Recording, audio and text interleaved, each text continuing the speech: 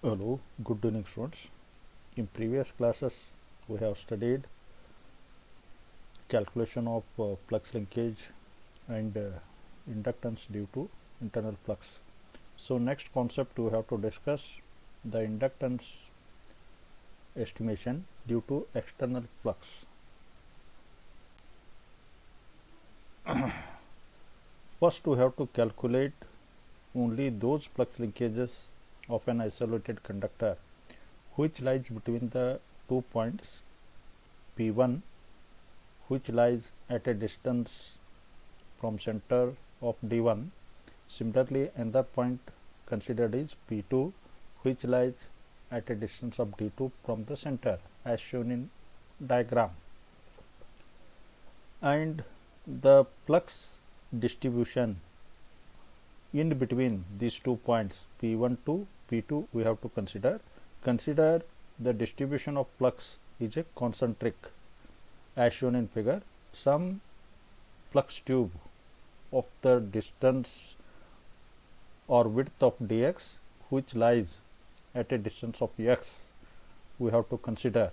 So we have to take the flux considerations from point P1 to P2 which lies a distance of d1 and d2 from the center respective values. Using the same symbols earlier used, that is magnetic field intensity and integration of ds and Ohm's Ampere's law. So that is 2 pi x hx equal to ix equal to I. Therefore magnetic field intensity hx equal to I divided by 2 pi x ampere turns per meter. So by using the relation of flux density, permeability and magnetic field or magnetic field intensity, so we have to develop the expression for flux density in the element.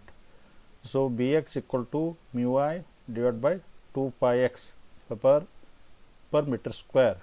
Then by using the flux density relation, flux density equal to flux per area, so we have to develop the flux d phi in the respective element. D phi equal to mu I divided by 2 phi x into dx into 1 Weber. This flux links with the current of I, so that it is possible to calculate flux linkage in the element, that is given by d xi. D xi equal to mu I divided by 2 pi x into dx into I 1 Weber turns. So now we are interested the flux linkages between points P1 and P2 which lies at a distance of d1 and d2 from the centers. So we have to integrate the flux linkage from integration limit x equal to d1 to x equal to d2. So flux linkage between points 1 and 2, we have to take the integration with limit d1 to d2 d xi, that is mu I 2 pi x into dx. So flux linkage we are getting like this: mu I divided by 2 pi ln d2 by d1 Weber turns per meter in length of conductor, and assuming the relative permeability 1. So permeability equal to absolute permeability into relative permeability. So relative permeability we are considering 1, then we have to take absolute permeability value. Therefore flux linkage between 1 to 2 is written as 4 pi into 10 to the power of minus 7 into I divided by 2 pi ln d2 by d1 Weber turns per meter. So this expression becomes finally 2 into 10 to the power of minus 7 I ln d2 by d1 Weber turns per meter. Hence it is possible to develop an expression to calculate the inductance between points 1 and 2, that is given by ratio of total flux linkage between 1 and 2 and linkage of current is I. So it is ratio of flux linkage between 1 and 2 divided by I. So expression becomes 2 into 10 to the power of minus 7 ln d2 by d1 Henrys per meter. So you have to remember this final expression. So the inductance effect due to external flux is given by this expression, sir. Hence, next concept or next expression we have to derive inductance of a single phase two wire line system. So with reference of diagram, observe there is one conductor with a radius of r1 is placed with a distance of d meters apart. Another conductor is placed which is having r2 radius. So d is the distance between center to center conductor 1 and conductor 2. So it is well observed that it is having conductor 1 is having internal effect of and external effect of flux. So you can observe from R1 to R2 there is flux lines are available. Flux lines are available at exactly at R2. R2 it is taken as return path. Same current in the conductor 1 is flowing through conductor 2 also, but it is in opposite direction.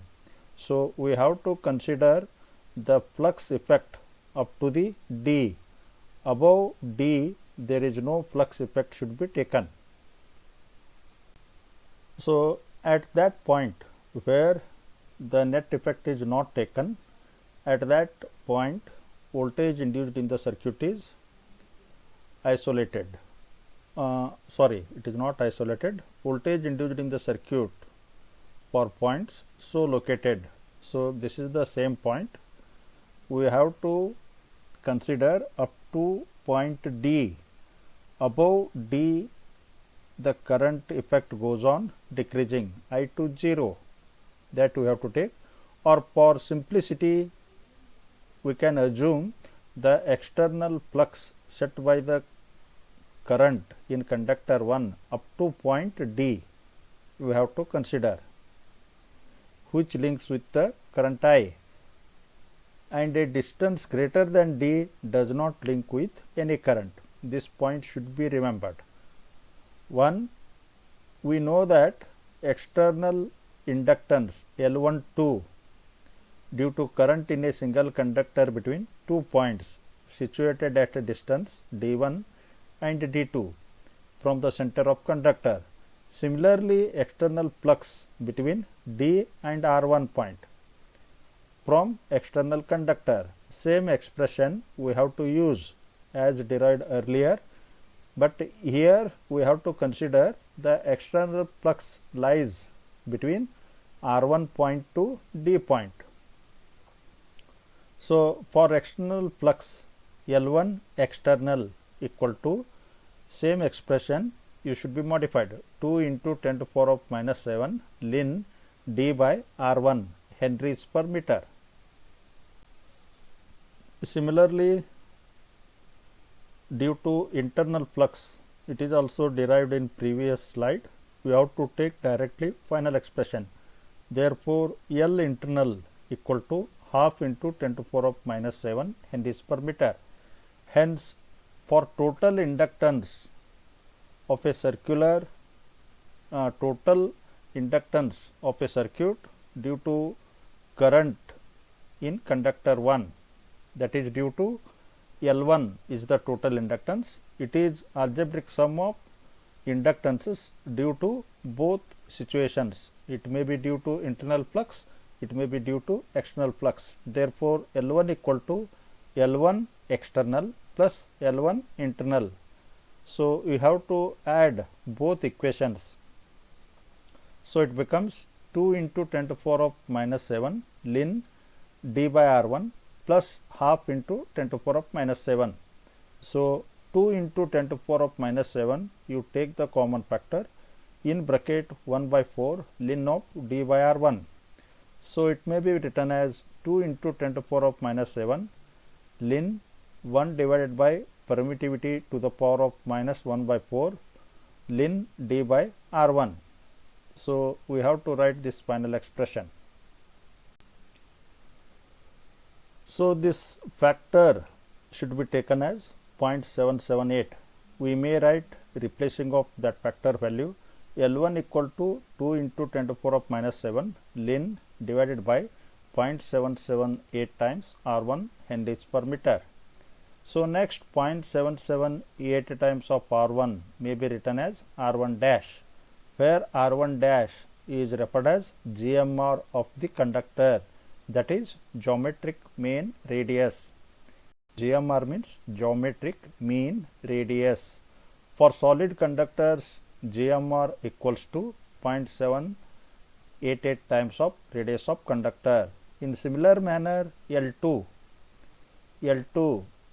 inductance of conductor 2 may be also written 2 into 10 to the power of minus 7 ln d by R2 dash. So this is the inductance of conductor 1, inductance of conductor 2. So you have to practice, sir. Number of times you practice, then which may be rememberable. Next time we can attempt to solve calculation of inductance of 3 conductors or 3-phase line conductors with different positions. Thank you to one and all.